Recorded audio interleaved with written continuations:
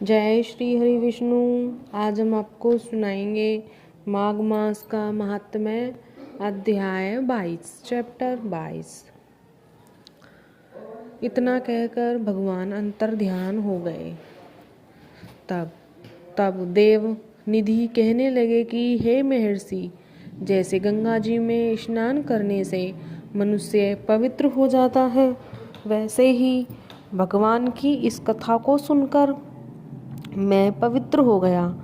कृपा करके उस स्तोत्र को कहिए जिससे उस ब्राह्मण ने भगवान को प्रसन्न किया।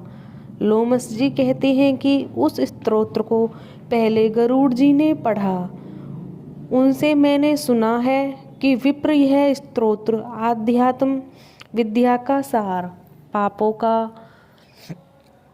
पापों का नाश करने वाला है। वासुदेव सर्वव्यापी चक्रधारी सज्जनों के प्रिय जगत के स्वामी श्री कृष्ण को नमस्कार है। जब स्तुति करने वाले विचार करे कि सभी जगत विष्णुमय है, तो किसकी स्तुति की जाए। जिस भगवान के श्वास वेद, फिर कौन सी स्तुति उनकी प्रसन्नता के लिए की जा सकती है, जिसको वेद नहीं जान सके, न वाणी न मन जान सकता है। उसकी स्तुति में अज्ञानी क्या कर सकता है। सारा चर अचर संसार जिसकी माया से ही चक्र की तरह घूम रहा है, इसी से है प्रभु आप चक्रधारी कहलाते हो। ब्रह्मा विष्णु आप ही हो। सारे संसार को उत्पन्न करने वाले ब्रह्मा को भी आप उत्पन्न करने वाले हो। जब जीव शरीर को धारण करता है, तब उसमें ज्ञान उत्पन्न होता है। तुम सब सुखों के दाता हो, इसमें कोई संदेह ही नहीं है। आपसे संपूर्ण सुखों को देने वाली बुद्धि उत्पन्न होती है। आप ही 5 कर्मेंद्रिय, 5 महाभूत तथा मन के विविध भाव को ब्रह्मा विष्णु रुद्र की कल्पना से आप संसार की कल्पना इसी प्रकार करते हो, जैसे पिता पुत्री की। कवियों में जो रूप शोभा देता है, उन निर्गुण विष्णु भगवान में नमस्कार करता हूँ, जिसमें ज्ञान रखने से श्रुतियों में कहे हुए कर्मों को लोग करते हैं। उस परम ब्रह्म को मैं नमस्कार करता हूँ। मैं उस सतरूप हरि को, जिसको योगी लोग सब प्राणियों में आत्म रूप में देखते हैं, उपासना करते हैं, जिसको अद्वैत कहते हुए गाते हैं और यज्ञ करते हैं, उस माधव भगवान को मैं नमस्कार करता हूँ। मनुष्यों को माया तथा मोह में पैदा हुए विचित्र आभास, अहंकार, ममता को जानकर खो देते हैं, उन भगवान को मैं नमस्कार करता हूँ। संसार में मनुष्य के मोह रूपी वायु से सदा भभकने वाली ज्वाला आपके चरण कमल की छाया पहुँचने से नहीं जलाती है, जिसके स्मरण मात्र से मोह, अज्ञान, रोग, दुख दूर हो जाते हैं। उस अनंत रूप को नमस्कार करता हूँ, जिसमें मिल जाने पर और किसी दूसरे की इच्छा नहीं रहती, जिसको जानकर अद्वैतवादी आत्मा को देखते हैं। यदि विष्णु शब्द का अर्थ और उससे विषय का ज्ञान एक ही होता, तो इस सत्य से हे माधव इस संसार की माया में फंसकर तेरे ही ध्यान में रत रहता। यदि वेदांत दर्शन में भगवान सारे संसार में व्याप्त है, तो इसी सत्य से भगवान में भरी निर्विघ्न भक्ति हो, जो बीज नहीं है तो भी बिना बीज के स्वयं विद्यमान है। सो वह विष्णु भगवान रूपी रंग से हमारे बीज के टुकड़े टुकड़े को, जो सृष्टि स्थिति तथा लय के लिए ब्रह्मा विष्णु महेश 3 रूप धारण करते हैं और कार्य में सतरज और तम इन तीनों गुणों में विद्यमान है, वह भगवान मुझ पर प्रसन्न हो, जो प्राणियों के हृदय रूपी मंदिर में निर्मल देव वास करते हैं। वह भगवान मुझ पर प्रसन्न हो, जो अवधिपूर्ण संसार का त्याग करता है। जगन्मय आप हो, आपका बनाया हुआ विश्व आनंद करता है। आपके त्याग करने से अपवित्र हो जाता है, उसका साथ करने पर भी तुम बिना साथ के बने रहते हो। विकार रहित, जिनके चार्वक पंचभूत योग से पैदा हुआ है, चैतन्य मानते हुए उपासना करते हैं।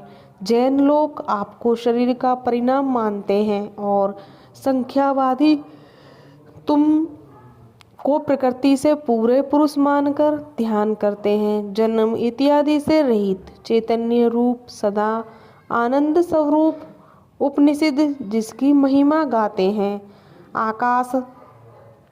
आकाश आदि पंच महाभूत, देह, मन, बुद्धि, इंद्रियों सब कुछ तुम ही हो। तुमसे अलग और कुछ नहीं है। तुम ही सब प्राणियों को उत्पन्न करने वाले हो और तुम मुझको शरण देने वाले हो। तुम अग्नि, रवि, इंद्र, होम, मंत्र, क्रिया तथा फल सभी तुम ही हो। कर्म के फल देने वाले वैकुंठ में तुम्हारे सिवाय कोई नहीं है। मैं तुम्हारी शरण में हूँ। सब प्राणियों के हेतु तथा उनको शरण देने वाले भी तुम ही हो।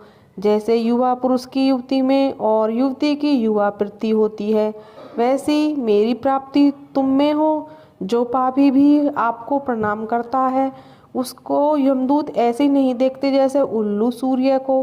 प्रत्येक पाप मनुष्य को उस समय तक ही सुख देते हैं जब तक वह आपके चरण कमलों का सहारा नहीं लेता। जिसको गुण, जाति तथा धर्म को स्पर्श नहीं कर सकते तथा गतियों भी स्पर्श नहीं करती, जो इंद्रियों के वशीभूत नहीं है, जिनका बड़े बड़े मुनि लोग साक्षात दर्शन नहीं कर सकते, उन भगवान को मैं नमस्कार करता हूँ।